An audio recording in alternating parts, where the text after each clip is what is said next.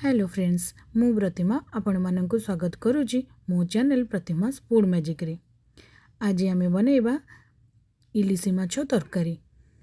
इलिशी माछ खाइबा बहुत टेस्टी लगे। चलतु जानी नेबा यार रेसिपी। एटी मु 1 केजी इलिशी माछ को भल भाव में धोई से लुण हलदी गोलैकी रखिदे। तापरे चलतु गोटे कड़ाई रे तेल टिके पकेबा। या छाणी देखु ये तेल भल भाव में गरम है ये इलिशी माछ गुरक गोटे गोटे पकईबी। आम ये मन रखा इलिशी माछ को पूरा कड़ा कर छाणवानी। आम ये जस्ट सफ्ट अल्प टिके छाणा। देखु ये भाव में बहुत कड़ा करें ना इलिशी माछ भल लगे। ये देखु मु गोटे थर काढ़ी नेली। चलतु आउ थे पकेबा। मुझे देखु आउ गोटे थर पकईकी देखी दूची। एमती इलिची माछपाई आपण कड़ाई रे बहुत अल्प तेल नेबे, कारण इलिची माछरू तेल बाहर। आपण अल्प तेल नेले से आउरी तेल बाहर के टिके अधिका हो। देखु मुझे जस्ट अल्प अल्प टिके छाणुची। बेसी कड़ा कले तरकारी भल लगे।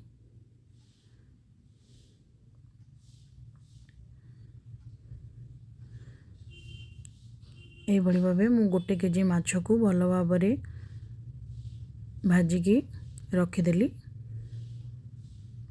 तापरे चलतु प्रस्तुत करवा या मसला। देखंतु मु एटी मसला छोट छोट करी सरू सरू करी 2टी पियाज काटी नहीं जाइए। एमती देखंतु एमती पतला पतला करी काटी नेबे पियाज को आपण। एटी मु 2टी टमाटो नहीं ताको एमती 4 फाड़ करी काटी नहीं जाइए। एटी मु तापरे 1 इंच अदा, 1 इंच अंडा को छोट छोट करी काटी नहीं जाइए। आउ ये 2 कोला रसुण, ये 4 ରୁ 5टी कंचा लंका। देखु आम से अदा रसुण पियाज कंचा लंका को ग्राइंडिंग करदे। ग्राइंडिंग करी गोटे फाइन पेस्ट बनैबा। तापरे आम ये मुझे 4टी आलू आलू को एमती सरू सरू भाव में काटी नहीं भाजी नेबे। जस्ट अल्प टिके हलदी पकईकी ये भाजी नेबे। देखु टिके हलदी जस्ट टिके लुण पकईकी आपको भल भाव में भाजी नेबे।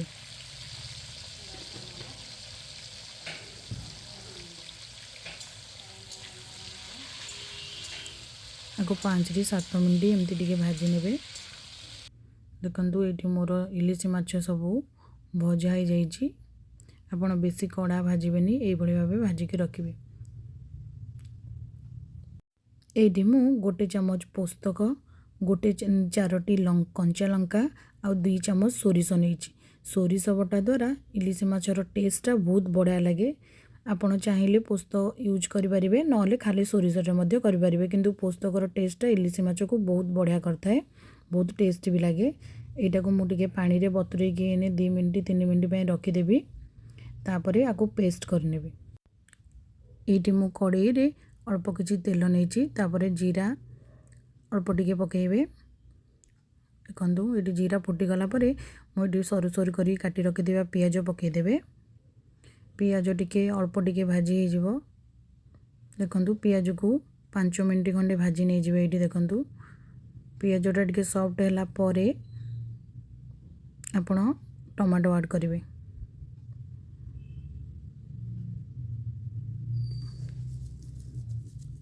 ये पियाज को मु 5 ରୁ 7 मिनट हाई फ्लेम रे भाजीबी।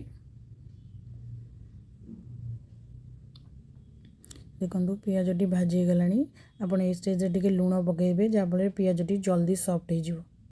देखु पियाजटी भाजी गलानी। ये मु टमाटो ऐड करदेवी। टमाटो ऐड करके टमाटो सॉफ्ट है जाए ताको टिके भाजीबे।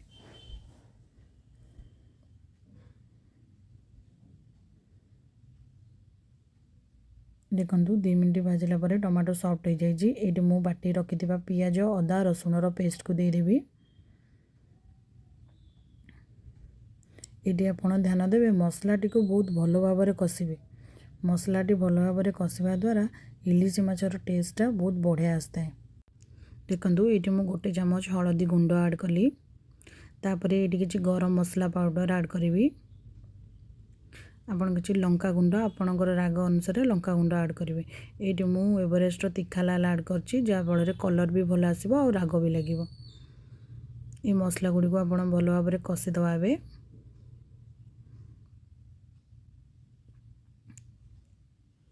ଦେଖନ୍ତୁ ମସଲାଟି ଏବେ ଅଳ୍ପ କଷି ହେଇଗଲାଣି। এই ଷ୍ଟେଜ୍ରେ ଆମେ ଭାଜିକି ରଖିଥିବା ଆଳୁକୁ ଆଡ଼୍ କରିଦେବା। ଆଳୁକୁ କାରଣ ଆଳୁଟି ଆମର 50% ସିଝିଛି। ଏଇଠି ମସଲାରେ ଆମେ ଆଳୁଟାକୁ କଷିବା। ଦେଖନ୍ତୁ ଏଇଠି 7 ମିନିଟ୍ ହେଇଯାଇଛି। ଏଇଠି ମୁଁ ବାଟିକି ରଖିଥିବା ସୋରିଷ, ପୋସ୍ତ, କଞ୍ଚା ଲଙ୍କାର ପେଷ୍ଟକୁ ଆଡ଼୍ କରିଦେବି। ଏଇଠି ଆମେ ଅଳ୍ପ ଟିକେ ପାଣି ଆଡ଼୍ କରିନେବା। ପାଣି ଆଡ଼୍ କରିସାରିଲା ପରେ ଆମେ ଏହାକୁ ସବୁ ମସଲାକୁ ପୁଣି 5 ମିନିଟ୍ କଷିବା।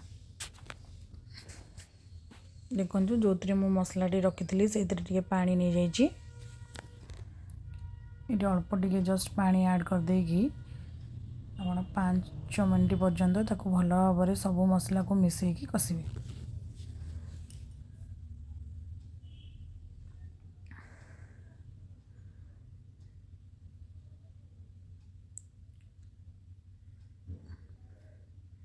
ଦେଖନ୍ତୁ ମସଲାଟି କେତେ ସୁନ୍ଦର ଦେଖାଗଲାଣି, ତାର କଲର୍ ବି ବହୁତ ସୁନ୍ଦର ଆସିଗଲାଣି।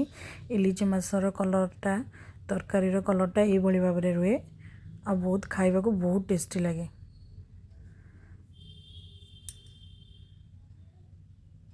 ଏବେ 5 ମିନିଟ୍ ହେଇସାରିଲାଣି ମସଲାଟି। ଏଇଠି ମୁଁ 4ଟି କଞ୍ଚା ଲଙ୍କା ଏମିତି ଫାଳ ଫାଳ କରି କାଟିକି ଦେବେ।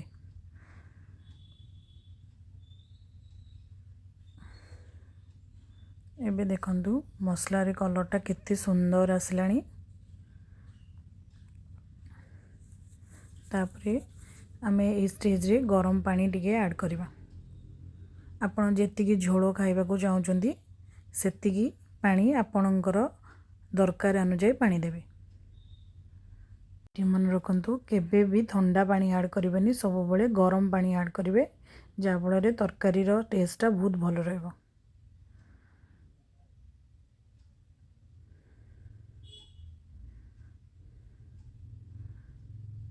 ଏଇଠି ବି ଦେଖନ୍ତୁ ମୋର ପାଣି ଟିକେ କମ୍ ହେଇଯାଇଥିଲା, କାରଣ ଏଇଟା ଫୁଟିକି ପାଣି ମରିବ, ସେଥିପାଇଁ ମୁଁ ଆଉ ଟିକେ ପାଣି ଆଡ଼୍ କରୁଛି। କାରଣ ଏହା ଫୁଟିଲା ପରେ ବହୁତ କମ୍ ହେଇଯିବ ପାଣି। ଦେଖନ୍ତୁ ଏଠି ମୋ ତରକାରୀଟି ଭଲ ଭାବରେ ଫୁଟିଗଲାଣି। ଏଇଠି ଆମେ ଏବେ ଆଡ଼୍ କରିବା ମାଛ। ଏମିତି ଗୋଟି ଗୋଟି କରି ଇଲିଶି ମାଛ ଗୁଡ଼ାକ ଆଡ଼୍ କରିବେ। ବହୁତ ସାବଧାନ ସହିତ ଆଡ଼୍ କରିବେ, କାରଣ ଇଲିଶି ମାଛ ଗୁଡ଼ିକ ଆମେ ହାଲକା ଭାଜିଥିଲେ ଭାଙ୍ଗିଯିବାର ବହୁତ ସମ୍ଭାବନା ଥାଏ। ଦେଖନ୍ତୁ ମୁଁ ଏଇଠି ଗୋଟି ଗୋଟି କରିକି ସବୁ ଇଲିଶି ମାଛ ଆଡ଼୍ କରିଦେଲି। ଏଇଠି ଆଡ଼୍ କରିସାରିଲା ପରେ 5 ମିନିଟ୍ ତାକୁ ଭଲ ଭାବରେ ଫୁଟିବା ପାଇଁ ଛାଡ଼ିଦେବା। ବେଶୀ ସମୟ ଫୁଟେଇବେନି, କାରଣ ମାଛଟି ସଫ୍ଟ ହୋଇ ଭାଙ୍ଗିଯିବ। ଆପଣ ମାତ୍ର 5 ମିନିଟ୍, ଯେହେତୁ ମସଲାକୁ ବହୁତ ଭଲ ଭାବରେ କଷି ଦେଇଛେ ଆମେ, ମାତ୍ର 5 ମିନିଟ୍ ଫୁଟେଇବେ। ଏଇଠି ଦେଖନ୍ତୁ ଏଇଠି ଟିକେ ଏପଟ ସେପଟ ଏମିତି କରିଦେବେ ମାଛଟିକୁ। ଦେଖନ୍ତୁ ଭଲ ଭାବରେ ଫୁଟିଗଲା। ଏଇଠି 5 ମିନିଟ୍ ହେଇଯାଇଛି। ଆମର ଇଲିଶି ମାଛ ତରକାରୀ ପୁରା ରେଡ଼ି ହେଇଯାଇଛି। ଚାଲନ୍ତୁ ସର୍ଭ କରିବା। ୟାକୁ ଗରମ ଭାତରେ ଆପଣ ଗରମ ଗରମ ତରକାରୀ ଗରମ ଭାତରେ ଖାଇବେ, ଅରୁଆ ହେଉ ଉଷୁନା ହେଉ, ବହୁତ ଟେଷ୍ଟି ଲାଗିବ। ଆପଣ ମୁଁ ଯେଉଁଭଳି କହିଲି ଥରେ ବନେଇକି ଦେଖନ୍ତୁ, ବହୁତ ଟେଷ୍ଟି ଲାଗିବ ଇଲିଶି ମାଛ ତରକାରୀ। ଯଦି ରେସିପିଟି ଆପଣଙ୍କୁ ଭଲ ଲାଗିଥାଏ ତାହେଲେ କମେଣ୍ଟ କରି ନିଶ୍ଚୟ ଜଣାଇବେ। ରହୁଛି, ନମସ୍କାର।